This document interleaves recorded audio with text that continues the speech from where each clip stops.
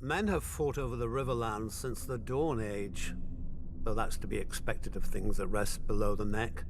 Doesn't help that the Riverlands are between everything and everything else.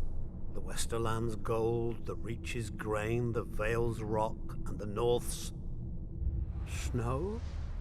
House Mud once ruled as the kings of the rivers and hills, but after 1,000 years their line was exhausted and fell to the Storm Kings, who fell to the Ironborn.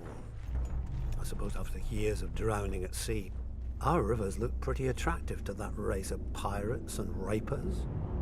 Never mind that their monstrous castle, Harrenhal, was too large to staff and garrison. It turned out the Ironborn wouldn't be there long enough to bother.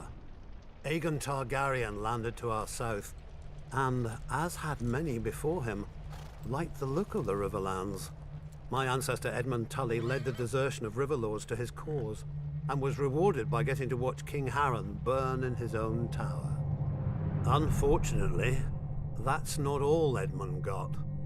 House Tully was named the Lord Paramount of the Trident, which means we had to keep in line all those lords who hadn't governed themselves for thousands of years.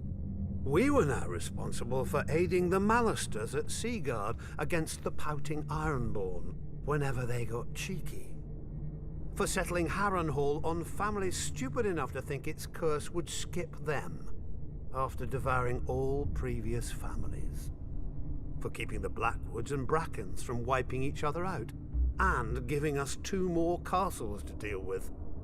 For keeping the Freys in their place and out of others' pockets. For marrying off our sons and daughters wisely enough so we didn't follow House Mud into, well, the mud. Yet under the Targaryens, the Riverlands knew a peace we hadn't had for centuries, if ever. But like all good things, sooner or later it all goes to shit. And our shit had a name. Aerys Targaryen. Westeros has had its share of Mad Kings, but usually they had the sense not to bully more than one powerful house at a time. Aerys soon blundered into a triple alliance. The North, Stormlands, and Vale rose against him. But of course, where do you think most of the blood was spilled? My brother Hoster guaranteed the answer to that with the marriage of my niece to Eddard Stark, the Warden of the North. At least Hoster didn't send her to Robert. So, the Riverlands joined the war against the Mad King, and it was on one of our rivers that Prince Rhaegar died, sealing the fate of his dynasty. Robert was a great soldier and a horrible king. Drinking and whoring are their own brand of madness when you sit on a throne that everybody wants. He died, and another war started. Again the armies marched. Again the Riverlands burned. If Westeros isn't careful, pretty soon our people will grow some sense and abandon this place for a safer realm, like the Dothraki Sea. I joke, of course. The Riverlands are our home, and God's help us, we love it.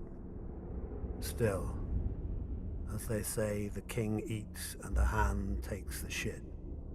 The same is true of the Riverlands. The 7 kingdoms piss, and the Riverlands change clothes.